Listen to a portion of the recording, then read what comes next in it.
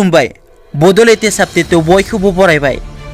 सिजौ बर' सावथुना golden spare' international film festival 2021 आव मोनब्रै बान्था मोननो हादों।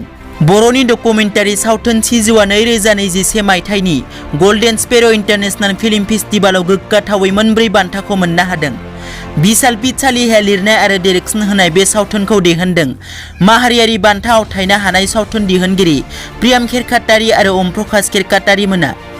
मख'नो गोनांदि माहारियारि सावथुन मुलुगाव मोनब्रै बान्था आवथायनो हानाय बे बान्थाफोरा फारियै साबसिन सावथुन दिथागिरि बिशाल पिचालिहा, साबसिन सावथुन लिरगिरि बिशाल पिचालिहा, साबसिन सावथुन दिहुनगिरि शिवम प्रडाक्शन, साबसिन गिबि नुजाजेननाय सावथुन बान्था।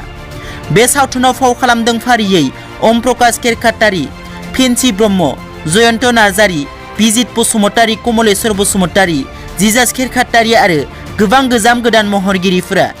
मख'नो गोनांदि बे सावथुनाव बिजित बसुमतारिया खुदिया फावगिरि अदेबानि सिजौनि आखुआव फाव खालामदों आरो बे सावथुनखौ 2021 अदेबानि सोलिफु बोसोरावनो रिलिज होनाय जागोन होननानै सावथुन दिहुनगिरिफोरा मिथिहोदों।